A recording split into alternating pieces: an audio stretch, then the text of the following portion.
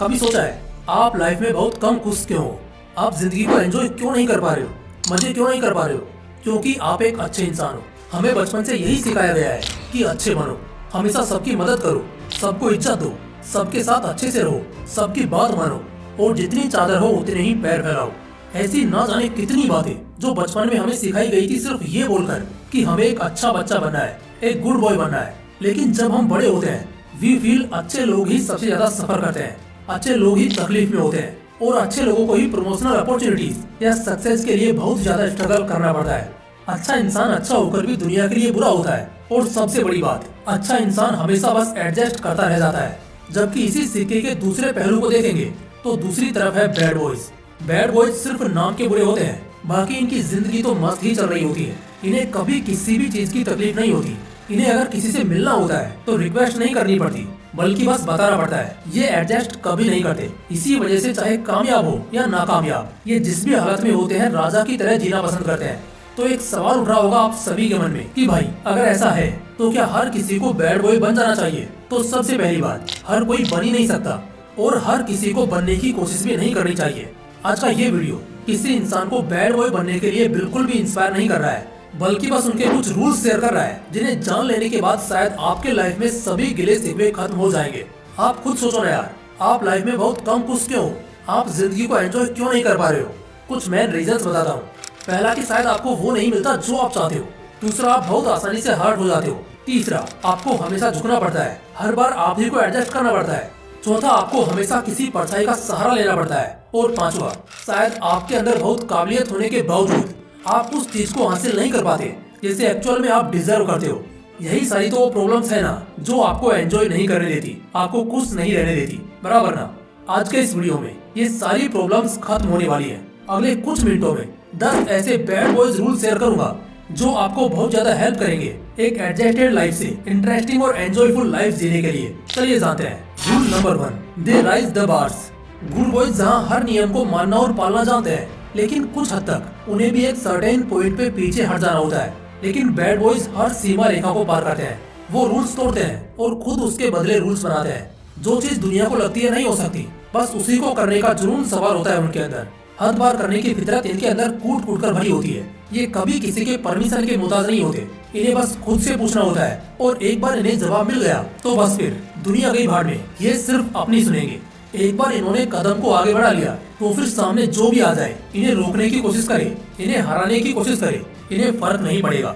हालांकि ऐसा बिल्कुल पॉसिबल है कि कुछ मौकों पर इन्हें भी मुंह की खानी पड़ सकती है, लेकिन यही तो सबसे बड़ी काबिलियत होती है इनकी कि चाहे बार बार गिरना पड़े, शायद बार बार चोट भी लगे, मगर फिर भी वो हद पार करेंगे, मतलब करेंगे।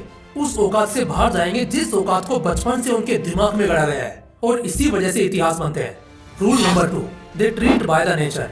अच्छे लड़कों के साथ दिक्कत क्या है ना, अच्छे लड़के कुछ ज्यादा ही अच्छे होते हैं, चाहे कोई कैसा भी हो। इसी वजह से कई बार गुड बॉयज को इंसल्टेड फील करना पड़ता है। जब लोगों से इनका पाला पड़ता है उस वक्त इन्हें संघर्ष भी करना पड़ता है, क्योंकि इन्हें जल्दी उनसे निपटना नहीं आ रहा होता। बैड बॉयज पहली बात तो जल्दी किसी के साथ ढंग से पेश आना पसंद नहीं करते, क्योंकि उन्हें पता होता है साल ये पूरी दुनिया मतलबी है, हरामी है। और क्योंकि वो बहुत अच्छी तरह जान जाते हैं कोई इंसान बाय नेचर कैसा है, वो लोगों को उनके नेचर के हिसाब से इज्जत देना पसंद करते हैं। कभी आप नोटिस करना, अगर कोई 10-12 साल का लड़का होगा वो बिगड़ा होगा और अगर कोई रिश्तेदार उसके घर जाकर हंसते हंसते उसे ताना मारने या ह्यूमिलिएट करने की कोशिश करेगा तो वो तुरंत उसको वही जवाब देगा, और वो भी ऐसा कि उन्हीं रिश्तेदारों की इंसल्ट हो जाए। जबकि एक अच्छा लड़का अपने रूम में जाकर बहुत रोएगा, गुस्सा करेगा, लेकिन सामने नहीं बोलेगा। इन शॉर्ट कहूँ तो बैड बॉयज सबके साथ अच्छे नहीं होते और ये एक बहुत अच्छी क्वालिटी है लाइफ में बिना फ्रस्ट्रेशन के जीने की। Rule number 3, they are passionate with psychopathic traits. तीसरा नियम जो सिर्फ बैड बॉयज के लिए ही बना है वो है कि ये बहुत ज्यादा जुनूनी होते हैं। जुनून का फितूर सवार होता है इन पर, लेकिन साथ में पागलपन के लक्षण भी होते हैं इनके अंदर। शर्म जहाँ एक तरफ कम होती है, वहीं दूसरी तरफ हर समय कुछ कर गुजरने का जुनून हद से ज्यादा होता है। इनका जिसमें इंटरेस्ट होता है उसमें फिर इन्हें कोई नहीं हरा सकता। जिद पालते पालते एक समय बाद यही जिद इतनी बड़ी हो जाती है कि ऐसा लगता है इनके जिस्म में खून से ज्यादा जुनून दौड़ रहा होता है। और अगर हम एक नजरिए से सोचें तो ये कोई बहुत बड़ी बात नहीं है, क्योंकि वाकई में जिस मैदान पर पहले से हजारों लोगों की भीड़ हो उसमें जीतने के लिए जुनून और ऐसा पागलपन तो चाहिए ही होगा। बैड बॉयज पागल ही होते हैं और जुनून इस कदर कि जो करेंगे उसको तो हर हालत में फॉलो कर ही रहेंगे। बस इसे एक अच्छा डायरेक्शन मिलना चाहिए, गलत डायरेक्शन पर दिखाया हुआ जुनून भी गलत है, लेकिन हाँ, किसी मंजिल या मकसद के लिए जुनून पालना एक बैड बॉय से सीखना चाहिए। Rule number 4, selfishness with kind nature. जो बैड बॉयज होते हैं वो अक्सर मतलबी समझे जाते हैं। लोगों को लगता है कि ये बड़े सेल्फिश किस्म के हैं। ये बात बिल्कुल सही है कि वो किसी को भी तकलीफ पहुंचा सकते हैं, लेकिन सिर्फ तभी जब बात उन पर आए या किसी और ने उन्हें छेड़ा हो। वो अपने आप को दुनिया में सबसे पहले रखते हैं, और किसी से अगर वो सबसे ज्यादा प्यार करते हैं तो वो सिर्फ खुद से। तभी तो वो सिर्फ खुद की सुनना पसंद करते हैं, लेकिन कई दफा अपने जुनून में किसी को भी तकलीफ दे देते हैं। लेकिन वो दिल से बुरे नहीं होते। वे अच्छे लोगों की तरह माफ करना या सब्र करना नहीं जानते, बल्कि जो जब हो उसे वही निपटाना चाहते हैं। लेकिन इसका बहुत बड़ा फायदा तो उन्हें मिलता है जिन्हें कभी भी अफसोस नहीं करना पड़ता, या उन्हें धोखा शायद ही मिलेगा, क्योंकि वो पहले खुद को देखेंगे, बाद में किसी और को। और ऐसा ही हर इंसान को होना भी चाहिए। आप सिर्फ खुद के लिए जीते हो तो खुद के लिए सोचने में कोई बुराई नहीं है। बस थोड़ी दया रखो मन में, ताकि किसी को बुरा ना लगे या किसी को तकलीफ ना हो। लेकिन अपनी जिंदगी में जितना अपने बारे में सोचोगे, आखिर में उतनी कम शिकायतें होंगी खुद से। Rule number 5, they are always real. Bad boys बेशक चाहे जैसे भी हो, लेकिन वो होते रियल है। अब तुम खुद सोचो, जो ऑलरेडी बुरा बन चुका है वो अगर बुरा दिख भी रहा है तो वो अपने अंदर क्या ही छिपाएगा। उसे जो करना है वो बिंदास ही करेगा, रियल रहकर करेगा। फेक बनने की कोशिश बिल्कुल भी नहीं करेगा, क्योंकि ये उसके लिए बहुत मुश्किल है। इसी तरह नॉर्मल लोगों को ये क्वालिटी सीखनी चाहिए कि अपना रंग ना बदले या किसी को देखकर जीने का ढंग ना बदले। आप जैसे हैं, जैसे जी रहे हैं, और जो आप असल में हैं वही दुनिया को दिखाएं, और उसी नजरिए से जिंदगी जिए। अगर किसी को कॉपी करने के चक्कर में या इम्प्रेस करने के चक्कर में आप कुछ और बनने की कोशिश करोगे तो आपके साथ उल्टा ही होगा। इसलिए हमेशा जैसे हो वैसे रहना।